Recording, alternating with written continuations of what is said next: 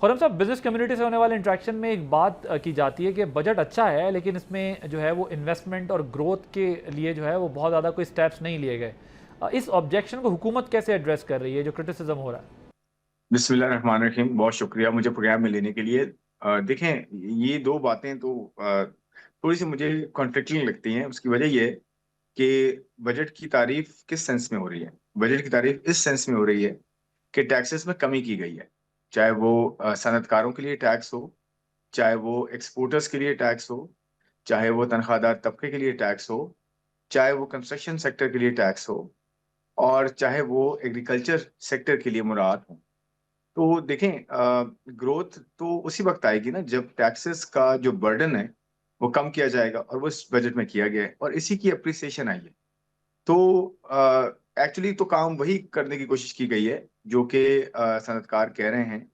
और देखें, लार्जली जो है हर क्वार्टर से, हर कॉर्नर से ये अप्रिसिएशन आई है, और ये बहुत अच्छी चीज़ है। इससे बहुत हौसला मिला है मजीद इकोनॉमिक टीम को, गवर्नमेंट ऑफ पाकिस्तान को, प्राइम मिनिस्टर को, फाइनेंस मिनिस्टर को, सबको कि और ऑफ कोर्स हमारे जो पार्टनर्स हैं जिसमें IMF है, वर्ल्ड बैंक है, सब हैं कि जो है बिजनेस कम्युनिटी की तरफ से, सनतकारों की तरफ से ये अच्छा फीडबैक आया है कि बजट में जो है वो एक शिफ्ट नजर आया है जो कि एक्सपेक्ट नहीं किया जा रहा था। और वो शिफ्ट क्या है? वो बर्डनिंग टू ब्रॉडनिंग है। यानी कि पहले जो है जितने बजट आए हैं, मैं लास्ट ईयर के बजट से travel, direction of travel change हुआ है, यानी कि जो सिमत है वो चेंज हुई। और अब उस पे जो है मजीद खातिर खा इजाफा हुआ, उस सिमत में तेजी आई है। और बड़ी अच्छी तेजी आई है। और वो किस तरह से आई है? जैसे मैंने कहा कि जी, टैक्सेस में कमी की गई है, रिलीफ भी दी गया, और जो जो फिस्कल रिस्पॉन्सिबिलिटी है, यानी कि जो तवाजुन है खर्चों का और आमदन का, गवर्नमेंट पाकिस्तान का अपना, उसमें भी जो है एक बड़ा इंसाफ किया गया है। और उसमें कोशिश ये की गई है कि खर्चे रिस्ट्रिक्टेड रहें, कम रहें, और टैक्सेस ब्रॉडनिंग के थ्रू लिए जाएं। यानी कि जो टैक्सेस का जो overall tax payers, number of tax payers हैं, यानी कि जितने टैक्स पेयर्स हैं वो हैं जो कि ऑलरेडी टैक्स दे रहे हैं, और वो तबका जो टैक्स में शामिल नहीं है, टैक्स नेट में शामिल नहीं है, उनको जो है टैक्स, उन पे जो है वो टैक्स हो, और वो तो अपने हिस्से का टैक्स है। जिसमें एक बहुत बड़ी एग्जांपल जो रिटेलर्स की स्कीम है, आपने देखा होगा कि रिटेलर्स से जो है एक फिक्स टैक्स की स्कीम शुरू हुई है, जिसमें ट्रस्ट, ब्रॉडनिंग और डॉक्यूमेंटेशन को सामने रखा गया है। और ट्रस्ट सबसे बड़ी चीज़ है मेरे ख्याल में, कि एक मतलब ट्रस्ट आएगा तो सारे टैक्स पेयर, हर कोई टैक्स देना चाहता है। हम जब इतनी बड़ी चैरिटी करते हैं एज अ कंट्री, तो टैक्स हम क्यों नहीं देना चाहेंगे? लेकिन सिर्फ बात वही है कि हम टैक्स पेयर के और उन अथॉरिटीज के दरमियान एक बैलेंस रखें, जिससे ट्रस्ट जो है वो रिस्टोर हो। तो मेरे ख्याल में इसमें एक बहुत बड़ी कोशिश ये भी की गई। हुकूमत कैसे ये इंश्योर करेगी कि लोग मालियाती स्कीमों से पैसे निकाल कर प्रोडक्शन में, प्रोडक्टिव जो डिपार्टमेंट्स हैं उनके अंदर, सेक्टर्स हैं उनमें लगाएं, और जो दुबई से आने वाली इन्वेस्टमेंट है उसको नॉन प्रोडक्टिव जो सेक्टर्स हैं उसमें पार्क होने से बचाया जा सके? अच्छा, देखिए, इसके दो हिस्से हैं। एक तो ये कि पैसा आना, वापस आना, ये एक अच्छी खबर होती है, क्योंकि पाकिस्तान के दो दो बड़े इसमें डेवलपमेंट्स हुई हैं। एक तो पाकिस्तान ने, आपको पता है, दुनिया के अमन में जो है वो बहुत बड़ा रोल प्ले किया है, इनफैक्ट लीड किया है इसको, और इसमें तो कोई दो राय नहीं है। और पाकिस्तान का नाम बहुत रोशन हुआ है, हमारा एज कॉम नाम बड़ा रोशन हुआ अल्हम्दुलिल्लाह।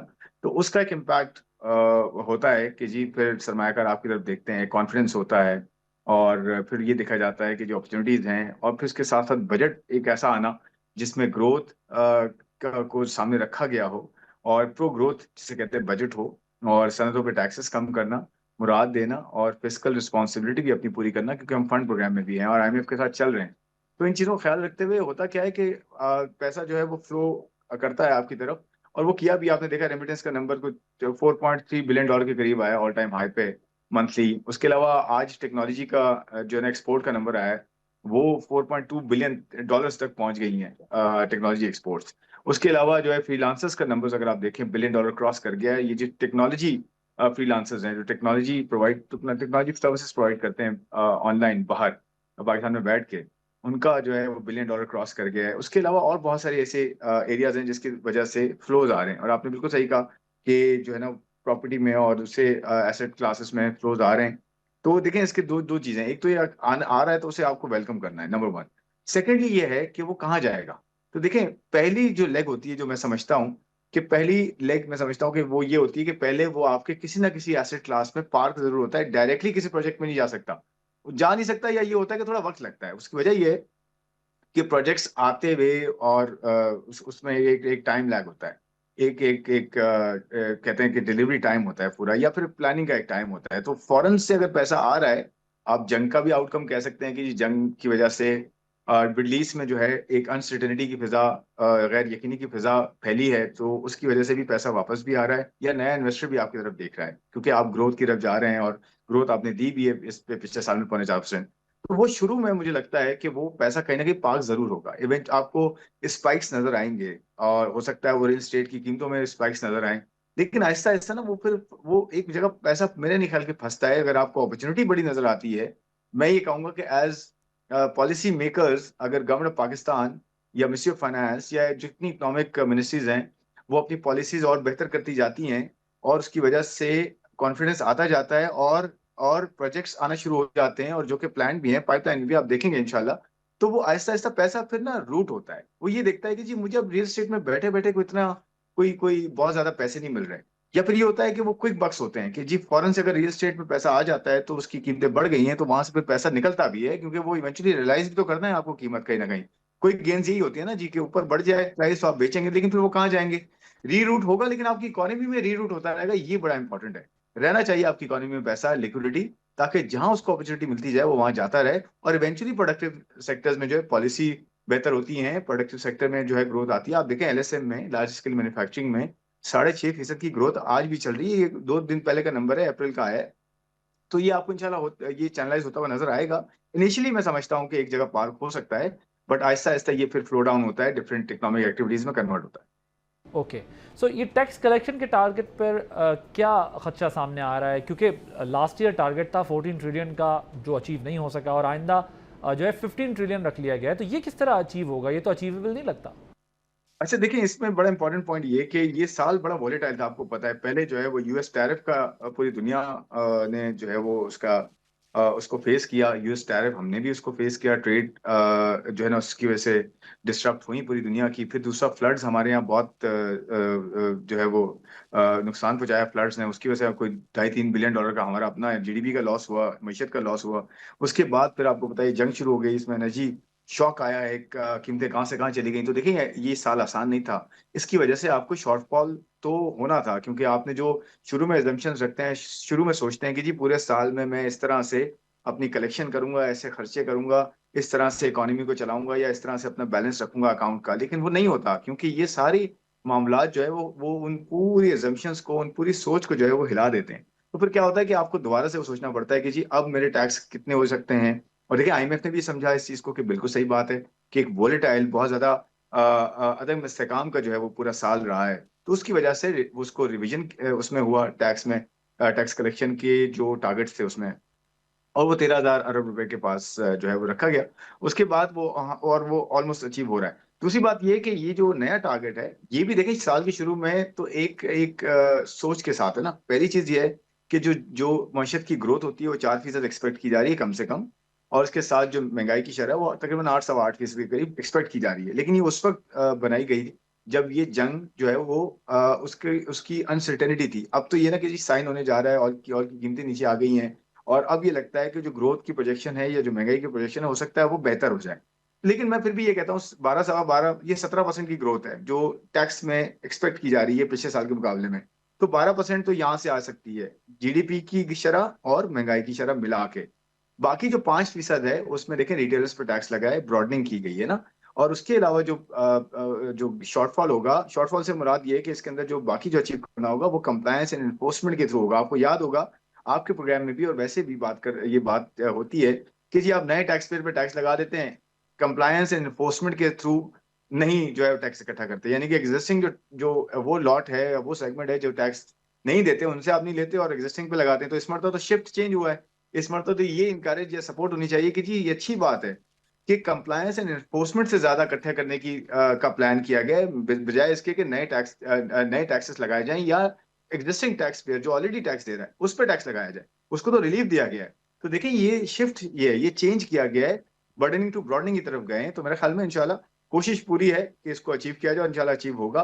और साथ साथ जो है बैलेंस भी रखा जाए और रिलीफ भी दिया जाए। और एक और पॉइंट मैं ऐड करना ये चाहूंगा कि देखें, जब आप प्रो ग्रोथ बजट देते हैं, टैक्सेस को कम करते हैं और रिलीफ देते हैं, तो वो ग्रोथ का वो भी एक एंगल होता है कि अगर एक्सपोर्ट्स आपकी बढ़ेंगी, टैक्सेस कम होंगे, इन्वेस्टमेंट होने के चांसेस ज्यादा हो जाते हैं, तो उसकी वजह से टैक्सेस का जो टैक्स तो एक आउटकम है ना जी। अगर ग्रोथ आती है साथ साथ और ग्रोथ एक्सपेक्टेशन से थोड़ी ऊपर आती है क्योंकि जंग रुक जाती है और इन्वेस्टमेंट होना शुरू होती है जो कि एक्सपेक्टेशंस हैं, तो फिर उससे भी टैक्स में इंप्रूवमेंट आना शुरू होती है।